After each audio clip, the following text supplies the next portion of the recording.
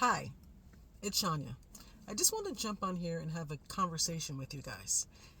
So I decided to treat myself to some mindless entertainment the other day. And I watched this series, called Members Only Palm Bay, Palm Beach, Palm Beach. And, you know, if you've ever worked for a living and you work hard and you live paycheck to paycheck, or, you had to really fight to get ahead, you can think about how wonderful it would be to hit the lottery, what your life would be like, dreaming of what wealth looks like. Sorry if the lighting's awful. Um, so I think the intro got me. I think it was the beautiful boat, the house. I love a beautiful home. I love architecture and stuff like that. So I'm sitting there and I'm watching with my daughter, and I get roped in. And I watch one episode, then the other episode. Anyway, I end up watching all of the episodes. Yes, so I devoted some time to this. And I'm one of those people who love to learn something from anything that they watch. Like, I can tell you the lessons that I have learned from Game of Thrones that would probably blow your mind. Anyway, so I'm watching this. And it is very interesting because now there's life lessons in it. It is not just a bunch of women of opulence and wealth living in Palm Beach, Florida. What I saw was something very sad. You know, I have, I'm sure you've all experienced people that you went to high school with or you worked with, and once you got out of high school or later in years after high school, you see people act really immature and petty and just immature and petty.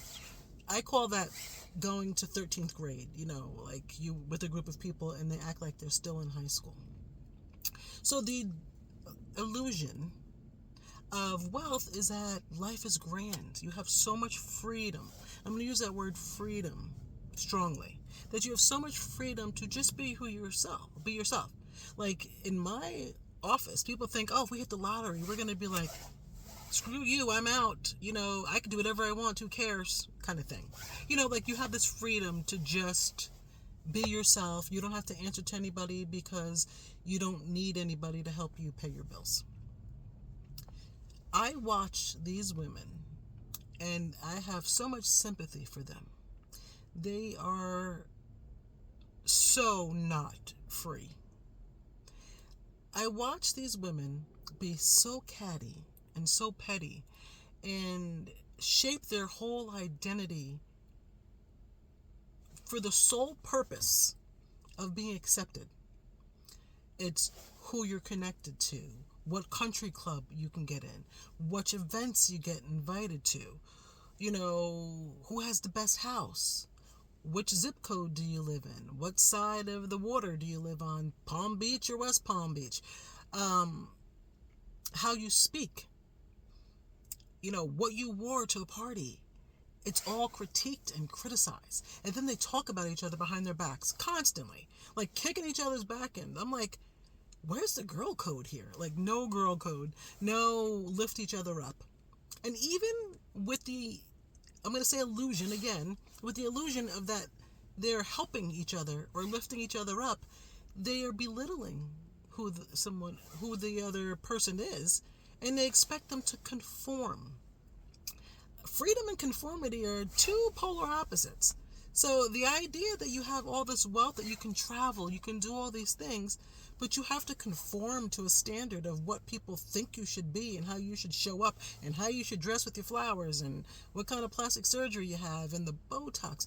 And I don't know who is doing their plastic surgery. I don't know if people are trying to make a joke out of them. My channel is Evolve with Grace, and I created that channel to have conversations with women to talk so that I can talk and connect with you about the things that matter to women, things that we experience, like our evolution.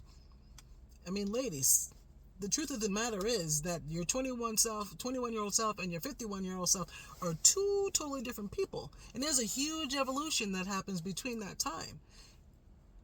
That's what I'm here for, to share my journey of evolution. I cannot imagine around a bunch of females who I say are my friends, say, oh, I love you. I never saw I love you be used so trivial, except when you're in high school. Like, it is high school. If you have time to watch something that is completely schmut and mindless, and you want to learn something from it about women, and the fact that don't ever sit back in your world because you don't have money like these people do and think that their life is so much better. I would be me any day with my income than to be in a position of extreme wealth and still not be content and not at peace and no love for yourself. Like, this was so sad to watch. And I don't know if that was the message. I don't know if Netflix put that on there because they wanted people to see that all that glitters isn't gold, or that, you know, the grass isn't greener, or the people on the other side of the tracks got it right. Because they don't. The name dropping and the disrespecting each other, and the opulence is just the waste. It is something to behold. I invite you to watch that. I would love to hear your thoughts. If you watch that, please share with the class. Let's have a conversation on this, because it can't just be me that thinks that that is a financial prison. Like, they're in their own stronghold of their own personal prison. There's no emotion. There can't be emotional peace when you're constantly trying to seek approval from other people. I thought we stopped doing that. I am feeling so free at 51 that I really don't care as much as what people think of me as I did then, because I feel like I've lived my life for 51 years and I am content and happy with who I am. I could not imagine being 65 in the mid 50s and worrying about somebody liking my dang on dress. Watch it. Let me know what you think. If they have another season, I may end up watching to see where it brings them.